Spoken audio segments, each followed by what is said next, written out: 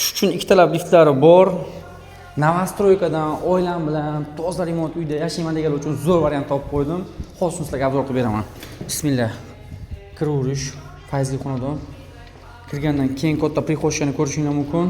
Menga o'xshagan katta prixoshkasi bor uylar fayzli bo'ladi. Bu yerda kiraverish asosiy eshigimizda kirgandan o'ng qo'lda sanzil qismini ko'rishingiz mumkin.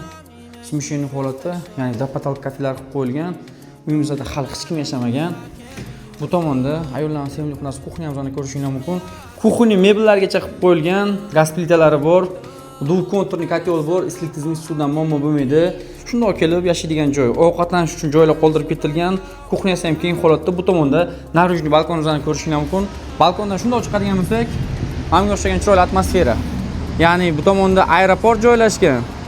Bu tomonda Piramid Tower, Yakkasaroy. Ya'ni biza Sergeli, Qumariq, Taverab, Novostroyka domlarida turibmiz. Bu tomonda 2-metro bekat mashina bozor, bu tomonda Qo'yliq bozor, ya'ni massivga chiqib ketaverishingiz mumkin. Keyin katta menga o'xshagan narujniy balkonlari bor. Kuxnyadan o'tsak, prixoshka bo'ylab zalni ko'rishingiz mumkin. Menga o'xshagan katta zal bor. Bemalol mehmon kutib oladigan joyi. Uyimizda hali hech kim yashamagan, birinchi bo'lib siz kirib yashashingiz mumkin.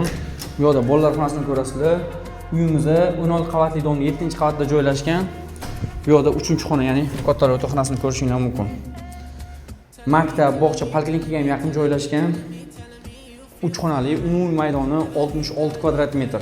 Uyimizning narxi bizning kanalda $65,500. Hurmatli obunachilar, to'liq ma'lumot lokatsiya Telegram kanalida. Uyimizning narxi arzon bo'lsa, bitta like bosib qo'yish esingizdan chiqmasin.